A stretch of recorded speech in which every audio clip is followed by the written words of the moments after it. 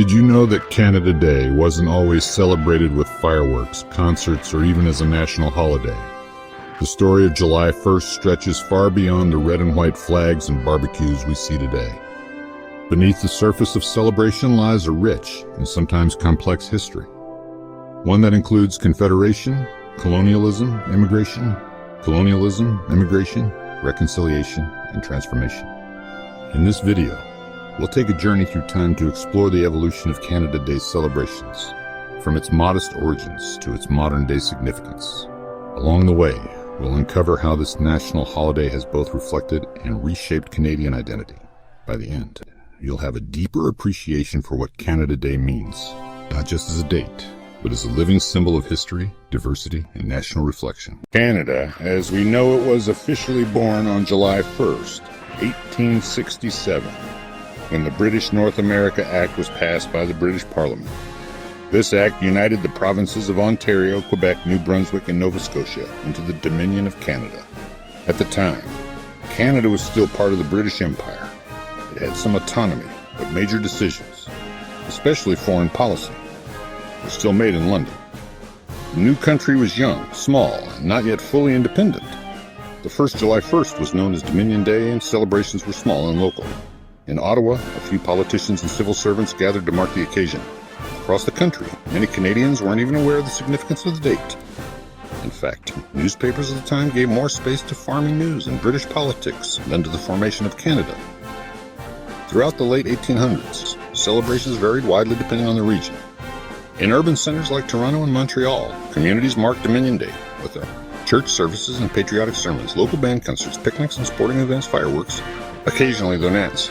Local band concerts, picnics, and sporting events, fireworks, occasionally though not widespread in rural areas, it often passed like any other summer day.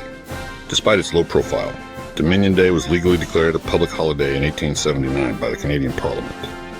But for decades, it remained a quiet, regional affair, overshadowed by British holidays like Victoria Day or Empire Day. In the early 20th century, Canada was still asserting its place on the world stage.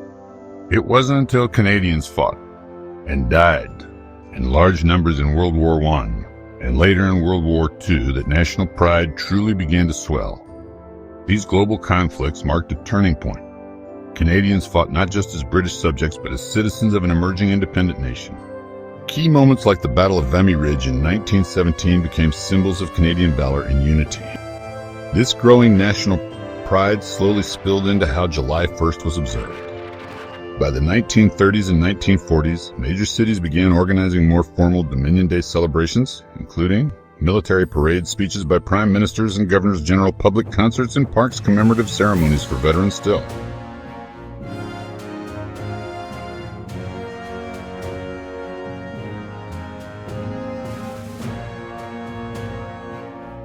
And governors general, public concerts in parks, commemorative ceremonies for veterans still. Many viewed Dominion Day as peoples. Day is a symbol of colonialism, especially French Canadians and Indigenous peoples who felt excluded from the national narrative. The post-war period brought about more critical changes. As Canada shifted from a British dominion to an increasingly autonomous nation, public pressure grew for Canada to forge its own identity. The real transformation of July 1st came during Canada's Centennial year in 1967. This was a turning point in Canadian history. The government, led by Prime Minister Lester B. Pearson, invested heavily in national celebrations. Expo 67 in Montreal was the crown jewel. It showcased Canadian innovation, multiculturalism, and international diplomacy. Over 50 million visitors attended the event, a massive number considering the country's population at the time. The Centennial year brought a wave of flag-waving nationalism, the promotion of Canadian art, music, and culture, a new emphasis on unity across provinces and languages, the birth of many public institutions, including the Canada Council for the Arts and the National Arts Centre. July 1st became a key date in the calendar, and for the first time, it began to feel like a truly national celebration. Despite the growing popularity of July 1st, the name Dominion Day remained controversial. It echoed Canada's colonial past. and many Canadians felt it no longer reflected the country's independent identity. In 1982, under Prime Minister Pierre Elliott Trudeau, Canada patriated its constitution, bringing it fully under Canadian control. This included the introduction of the Canadian Charter of Rights and Freedoms. That same year, Dominion Day was officially renamed Canada Day through a private member's bill introduced by Liberal MP Hal Herbert. The bill passed with little debate. In fact, only 13 MPs were present during the vote. From that moment, July 1st became Canada Day, a celebration of Canadian sovereignty, independence, and identity. It now included citizenship ceremonies welcoming new Canadians, fireworks displays in nearly every city and town, cultural festivals reflecting Canada's diversity, national television broadcasts from Parliament Hill. The celebrations were now both symbolic and popular, offering Canadians a moment to feel united and proud. One of the most defining features of modern Canada Day is its multicultural nature. Canada is home to over 250 ethnic origins, and more than 22% of Canadians today are immigrants. Canada Day has increasingly become a space where people share cultural traditions through music and dance, celebrate through food festivals and language, tell stories of immigration, survival, and identity. Canada's official policy of multiculturalism, introduced in 1971 and enshrined in the Charter in 1982, has reshaped how the holiday is experienced. For many Canadians, July 1st is about honoring their family's journey to Canada, sharing traditions with others, participating in civic life as full and equal citizens. But Canada Day also invites important questions. Who gets to celebrate? And what are we celebrating? For Indigenous communities, July 1st can be a painful reminder of colonization, broken treaties, and residential schools. Recent discoveries of unmarked graves at former residential school sites have sparked national conversations about whether Canada Day should be celebrated at all. In 2021, some cities canceled celebrations altogether, opting instead for events focused on reconciliation, listening, and education. In the last 2 decades, Canada Day has expanded beyond physical borders. Canadians around the world mark July 1st in London, England, New York City, Hong Kong, Paris, France, Dubai, Sydney, Australia. The celebrations include Canadian music, food, and live-streamed broadcasts from back home. The COVID-19 pandemic in 2020-21 forced a reinvention. National events went virtual. People celebrated on Zoom, TikTok, YouTube, and Instagram.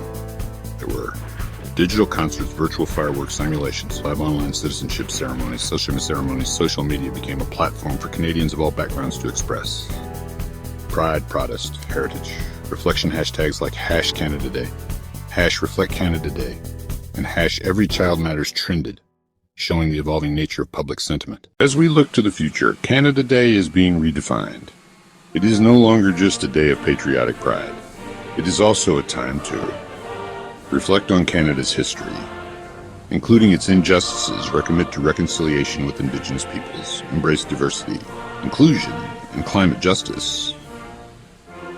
Imagine what kind of country we want to become. July 1st is a living holiday, shaped by generations of change. From the quiet picnics of 1867 to the inclusive digital and multicultural events of today, Canada Day has come a long way. It's no longer just about waving flags. It's about listening, learning, celebrating, and imagining together. Thank you for joining us on this journey through the history of Canada Day. We've seen how a small local observance transformed into a major national celebration, one that continues to evolve alongside the country itself. Whether you celebrate with fireworks, food, family, reflection, or simply rest, Canada Day is a moment to connect to history, to each other, and to a shared future. If you found this video meaningful, be sure to like, comment, and subscribe. And tell us in the comments, what does Canada Day mean to you? How do you mark the day? Until next time, happy Canada Day, wherever you are. No more. Be more. Be more.